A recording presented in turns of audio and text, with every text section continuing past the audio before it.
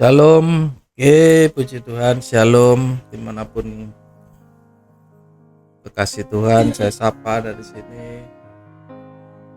Apa kabarnya? Saya yakin, saya percaya kita semua baik-baik, ya kan? Karena Tuhan Yesus baik.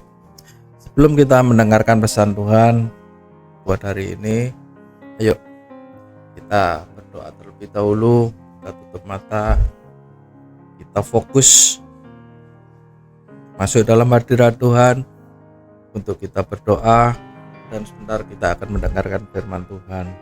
Bapa dalam surga, kami mengucap syukur terima kasih. Kami sungguh bersyukur Engkau Tuhan yang baik.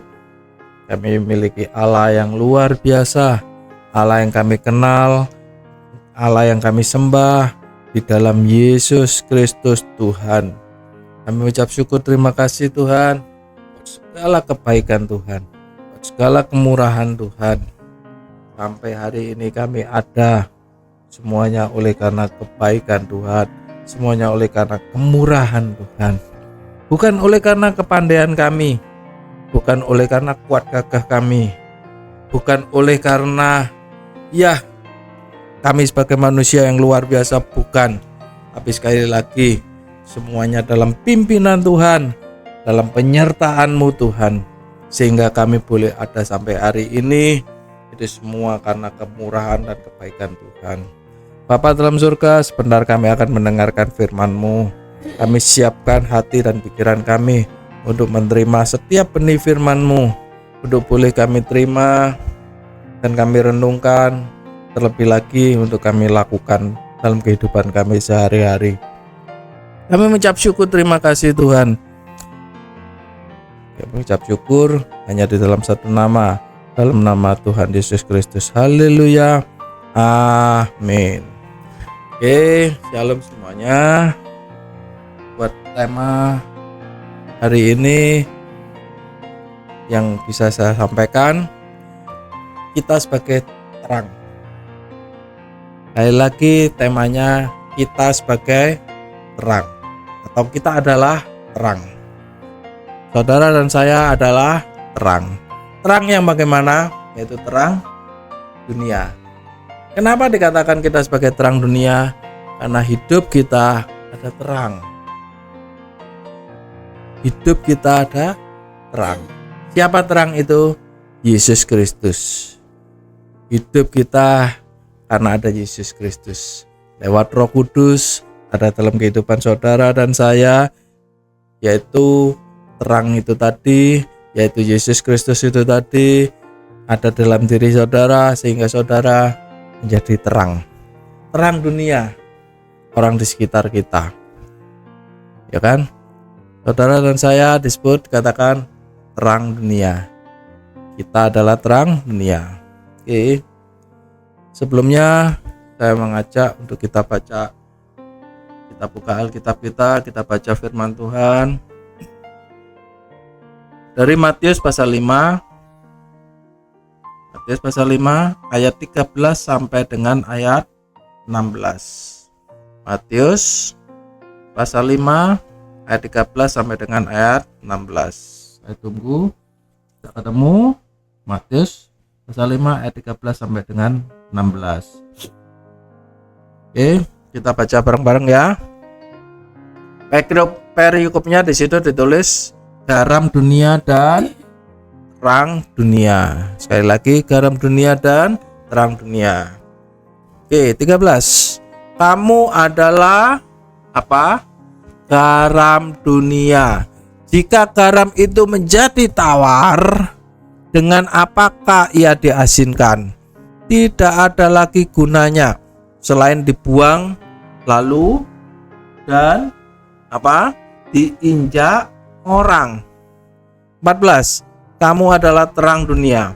Kota yang terletak di atas gunung tidak mungkin tersembunyi. Lagi pula orang yang tidak menyalakan pelita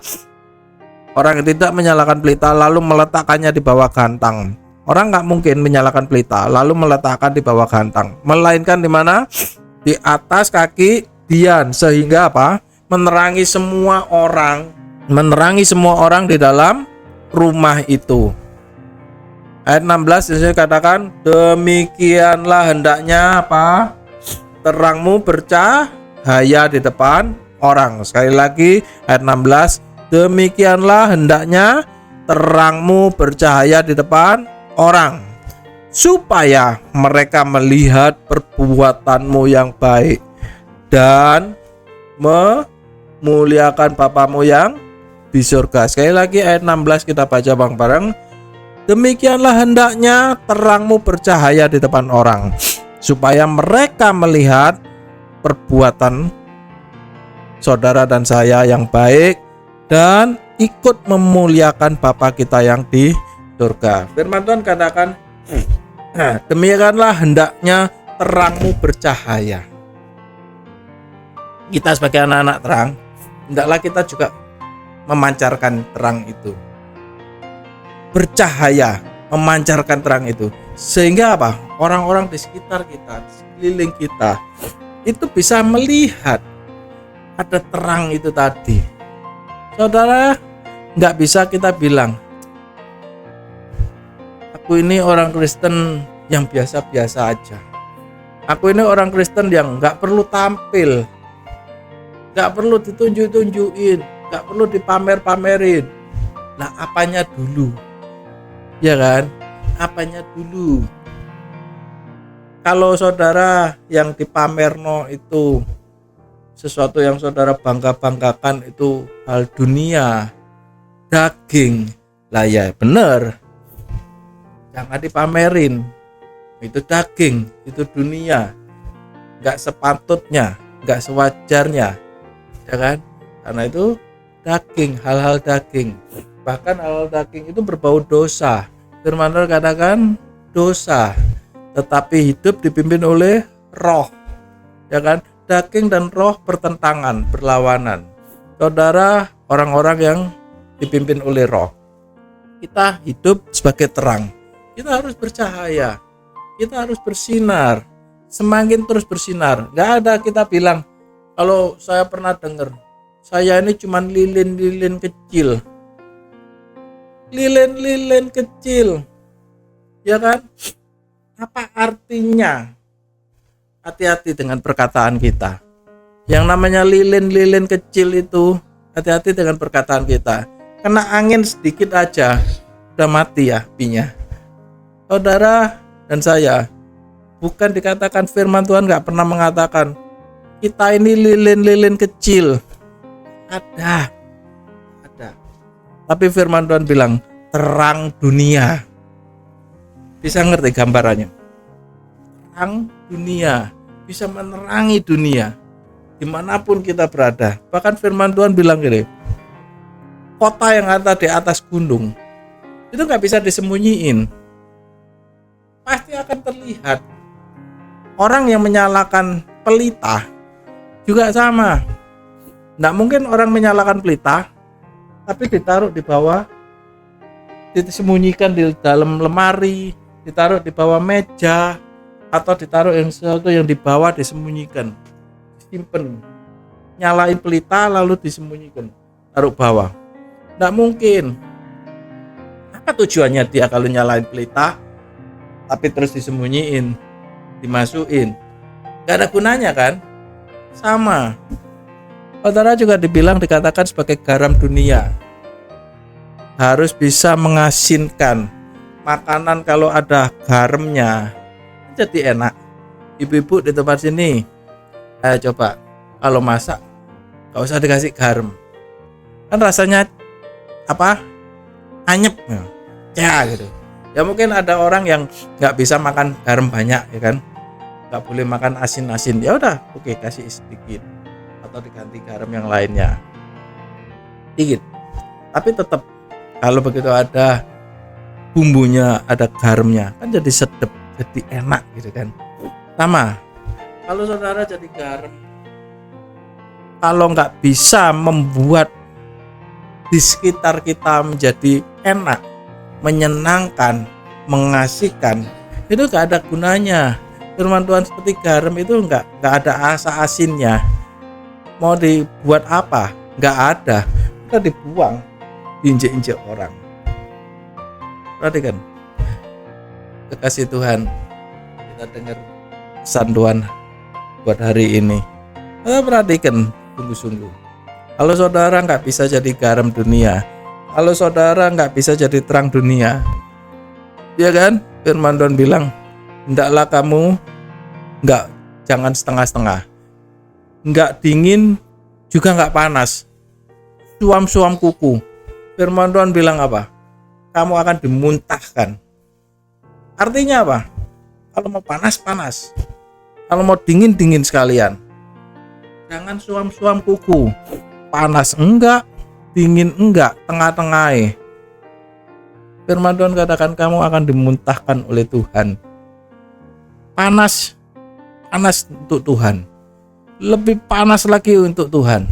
Lebih panas lagi untuk selalu cari wajah Tuhan. Lebih sungguh-sungguh cari hadirat Tuhan, menghormati hadirat Tuhan. Dingin yang gimana? Dingin dengan dosa. Tidak bisa kompromi. Orang Kristen sungguh-sungguh dalam Tuhan, tapi hidupnya masih dalam dosa. Kau akan dimuntahkan. Sekali lagi saya katakan, dinginlah terhadap dosa. Jangan kompromi, tidak ada kompromi. Demikian juga kita harus lebih sungguh-sungguh lagi. Nggak ada abu-abu. Kekristenan itu nggak ada abu-abu. Oh, saya ini abu-abu, Pak. Nggak mau terlalu fanatik. Saya nggak mau orang Kristen itu terlalu fanatik. Gini nggak mau, gitu nggak mau, gini nggak boleh, gitu nggak boleh. Yang bilang gini nggak mau, gitu nggak boleh, gini nggak mau, gitu nggak. Itu siapa? Sekali lagi, itu siapa? Kalau kehendaknya sendiri ya nggak tahu. Tetapi kalau firman Tuhan yang bilang, lah ya terus kita sebagai anak-anak Tuhan yang harus taat pada firman. Kalau hal-hal yang tidak dapat menyenangkan hati Tuhan, ya nggak usah dilakukan. Orang mau ngomong apa EGP, emang gue pikirin, ya kan? Tapi hal-hal yang menyenangkan hati Tuhan, sesuatu yang bisa menangkap hati Tuhan, membuat hati Tuhan masgul, ya kita lakukan. Karena firman Tuhan. Saudara, ayo kita kembali. Saudara ini sebagai utusan Allah, sebagai duta-dutanya Tuhan, itu menjadi terang. Segala apa yang kita kerjakan, apa yang kita perbuat, bahkan tutur kata kita, cara berpikir kita ketika kita ada di marketplace, kita ada di kelompok kita, atau mungkin di lingkungan kita, orang-orang itu bisa menerima cara pandang kita. Bahkan kita ini gini, kalau mereka mengalami kesulitan, mereka mengalami jalan buntu atau dan lain sebagainya, mereka bisa sharing, mereka bisa konsultasi dengan kita, dan mereka bisa mendapat kelegaan. Itu anak-anak Tuhan. Orang datang kepada kita, kita bisa dengan wise, dengan bijaksana memberi solusinya, untuk memberi nasihat-nasihat, untuk memberi kekuatan, untuk memberi semangat dan sebagainya. Itu anak-anak Tuhan. Itu berbeda. Bukan kita yang terpengaruh dengan mereka. Mereka mengeluh, mereka sambat, orang-orang dunia sambat. Kita terpengaruh. Iya. Memang gimana ya? Kerjaan sepi. Bodoh. Aku ya sepi. Lah, disambati melok sambat. Ini gimana? Saudara, ayo. Firman Tuhan katakan, kita ini sebagai garam dunia dan terang dunia. Kita harus bisa jadi terang, kita harus jadi teladan. Bahkan hidup kita, saudara dan saya, harus bisa jadi inspirasi. Orang yang melihat kita, melihat kehidupan saudara, melihat keluarga saudara, melihat rumah tangga saudara, terinspirasi. Kita bisa menjadi inspirasi bagi semua orang. mau dimanapun, baik itu orang percaya maupun yang dalam Tuhan, kita bisa menjadi inspirasi. Keluarga-keluarga yang diberkati Tuhan, kita bisa menjadi terang, kita bisa jadi teladan. Harus bisa, karena firman Tuhan bilang, halo, yang setuju boleh katakan amin. Saya punya cerita, saya punya kesaksian. Beberapa waktu yang lalu, kami punya pembantu. Masih berapa puluh tahun yang lalu, masih lama tuh. Udah lama. Rumah kami juga masih belum bagus. Kami punya pembantu tidur dalam, kan?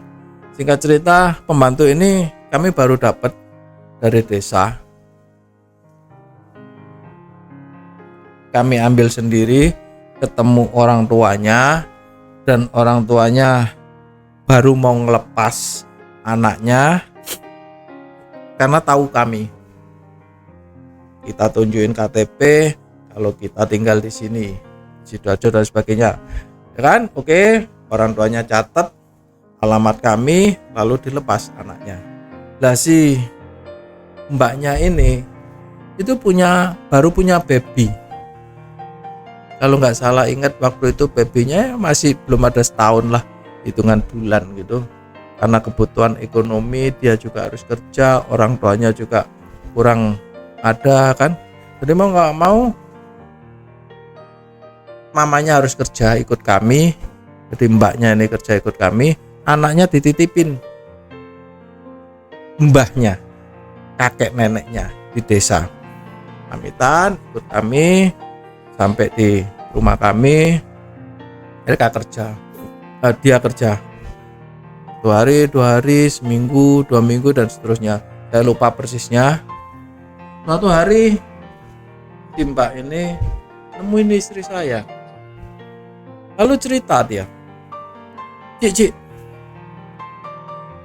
aku semalam habis mimpi apa? Dia bercerita kalau ketemu seorang pria yang ganteng banget. Dia nggak bisa bayangin wajahnya kayak gimana, dia nggak bisa lihat wajahnya yang gimana, tapi dia percaya wajahnya bagus banget, bersih, ganteng kata dia. Terus sosok pria ini ngomong sama dia, ikut aku. Kaget dia dalam mimpinya. Sontak dia sampai saking kagetnya dia bangun. Terus besok paginya cerita sama istri saya, istri saya cerita, Cici, saya semalam habis mimpi. Singkat cerita, istri saya berpikir, bunga orang tidur, kembangnya orang tidur.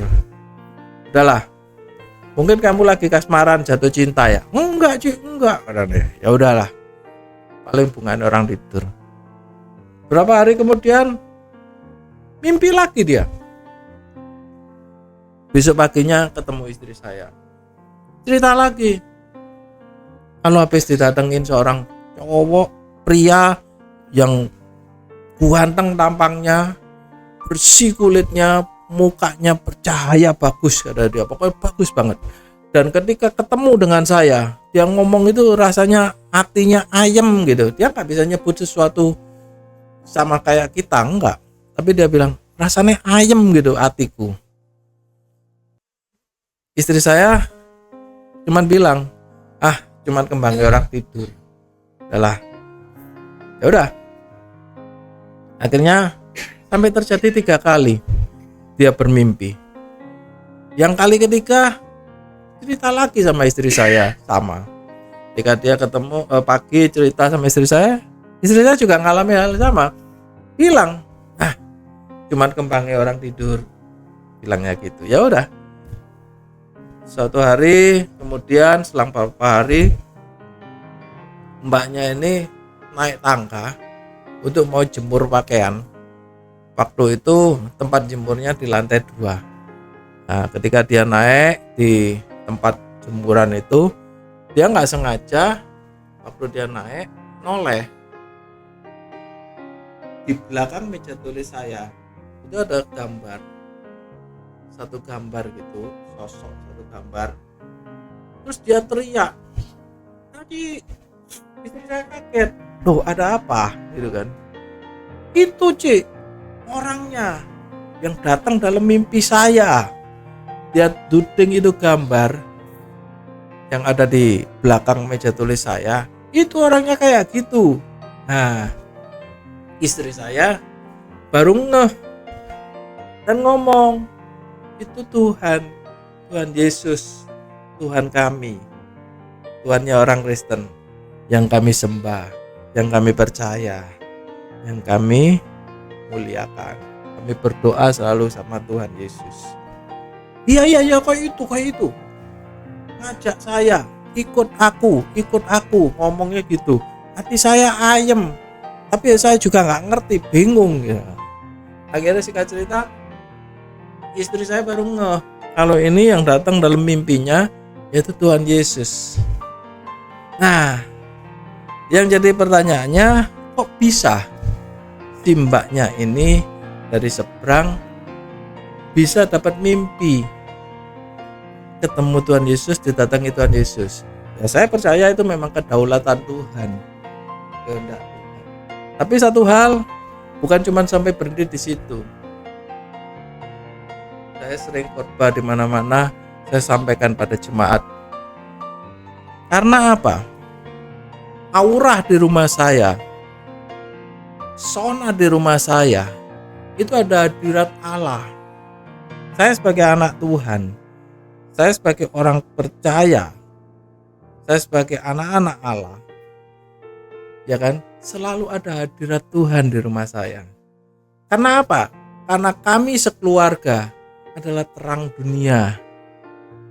Ada terang Tuhan di dalam rumah kami, ada terang Tuhan di dalam diri kami, dalam kehidupan kami, dan rumah kami juga terang. Sehingga mbaknya ini yang terbilang orang baru tinggal bersama dengan kami, dia ngerasain sesuatu yang berbeda.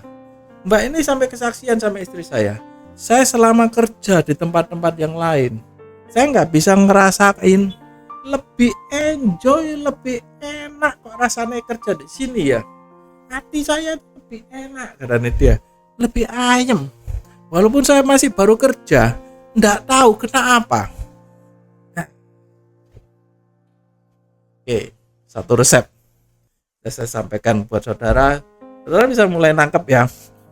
Bagaimana kalau kita sebagai terang dunia, rumah kita suasananya beda, saudara.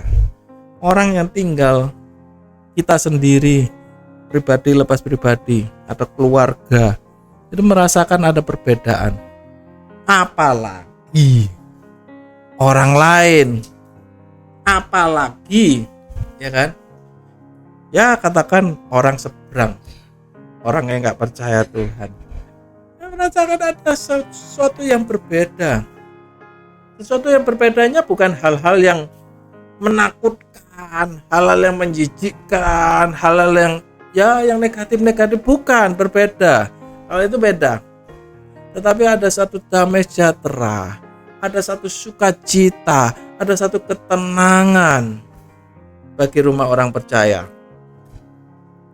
Saya lanjut, firman Tuhan sendiri katakan, hendaklah terangmu bercahaya. Singkat cerita, si mbak ini banyak tanya pada kami, pada istri saya.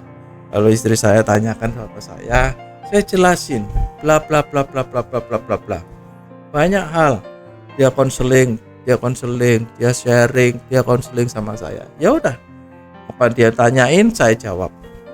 Saya nggak pernah nginjilin dia, maksudnya gini, kamu harus jadi orang Kristen, kamu harus pindah agama. Enggak. Karena dia tanya, ya sudah saya jawab. Apapun pertanyaan dia, ya selalu saya jawab, saya jelasin. Saya jelasinnya gimana? Ya sesuai dengan firman Tuhan. Saya jelasin selalu sesuai dengan firman Tuhan. Dia banyak bertanya tentang hal-hal Allah. Oke. Singkat cerita, dia ngomong sama istri saya, Cik, yang setiap hari waktu itu kalau nggak salah, ingat saya hari Kamis ikut persekutuan doa. Di tempat kami ada persekutuan doa.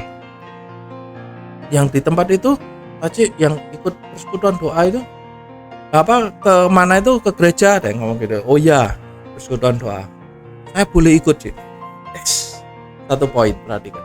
Dia sendiri minta ikut, kepingin ikut. Oh boleh, silakan kalau pengen ikut sama kami. Ya udah, pergi sama saya satu mobil sama istri saya, ikutlah ibadah. Kali, 2 kali, 3 kali. Lama-lama kepingin ikut juga ibadah raya hari Minggu. Ya udah kita ajak. Gak apa-apa dia minta. Dia selalu tanya, banyak tanya. Saya banyak jawab. Apapun tanya dia, saya jawab. Saya jelasin.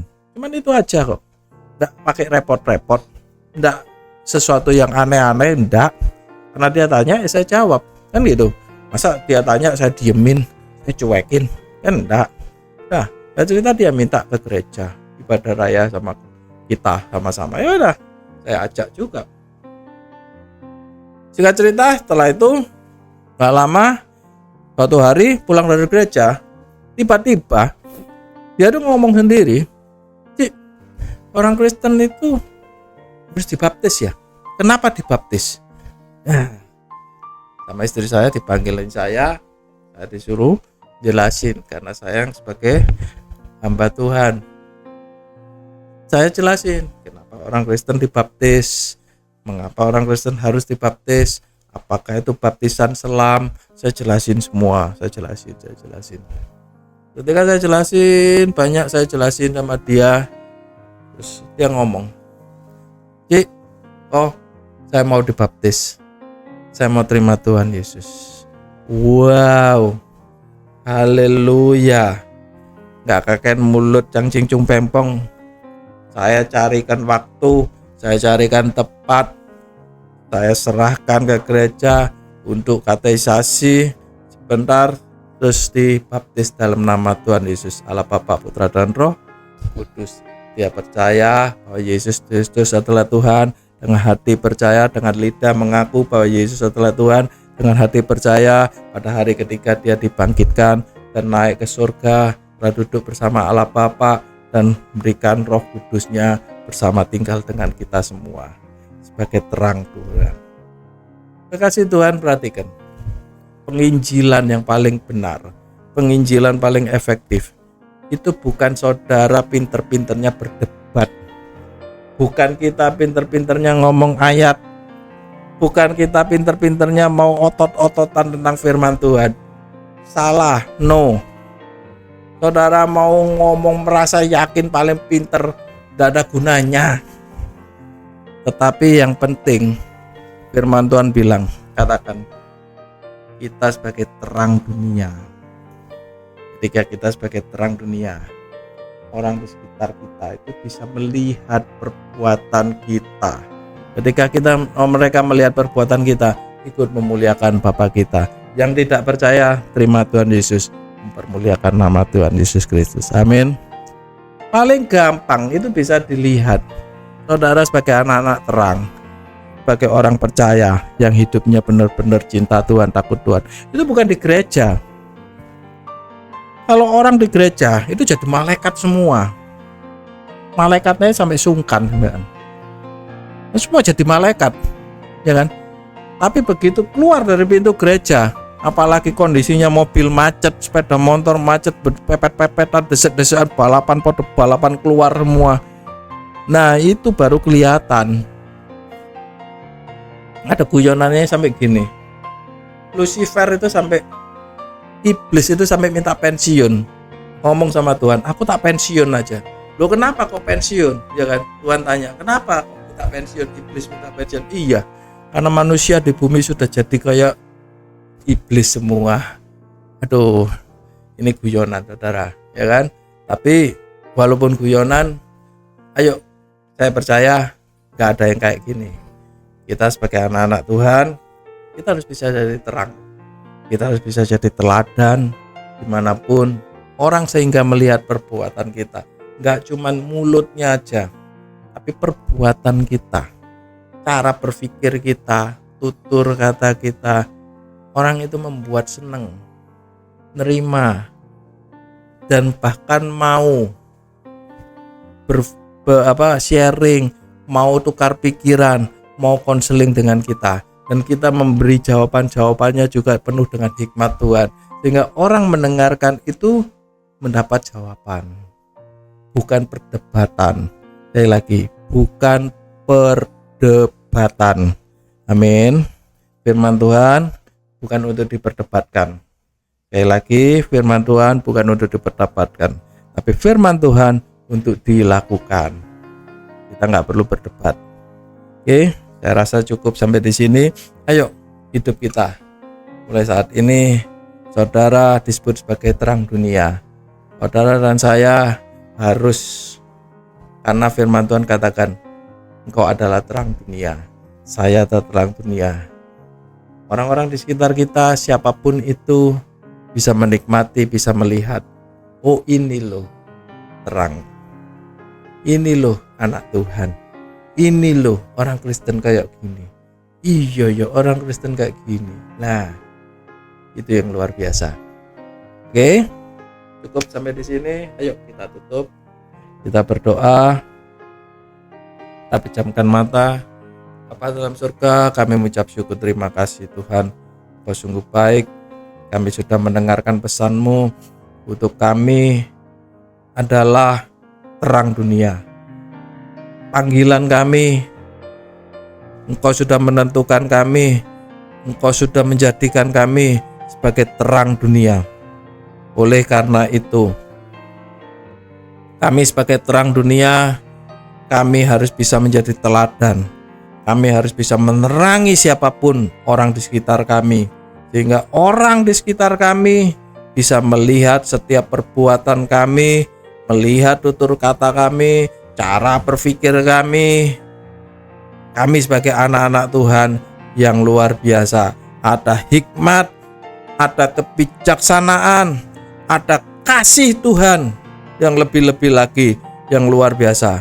Kasih itu orang lain boleh melihat dan merasakan, yaitu kasih Allah, sehingga orang di sekitar kita juga boleh percaya, menerima Engkau sebagai Tuhan dan Juru Selamat, dan memuliakan Engkau sebagai Tuhan.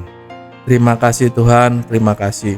Bila ada di antara kami yang belum bisa menjadi firman-Mu, pelaku-pelaku firman, hamba berdoa di dalam nama Tuhan Yesus. Paksa kami untuk kami bisa menjadi pelaku-pelaku firman. Karena ini sudah di akhir zaman, mau berapa lama lagi, dan kami percaya waktunya tinggal sedikit. Dan ketika kami mau bertobat menjadi pelaku-pelaku firman, hidup kami senantiasa, saudara dan saya, disertai Tuhan Yesus, senantiasa ditolong oleh Tuhan Yesus Kristus. Terima kasih Tuhan, terima kasih. Kami berdoa dan ucap syukur hanya di dalam satu nama, dalam nama Tuhan Yesus Kristus. Haleluya. Yang percaya sudah diberkati Tuhan. Mari sama-sama katakan amin. Tuhan Yesus memberkati.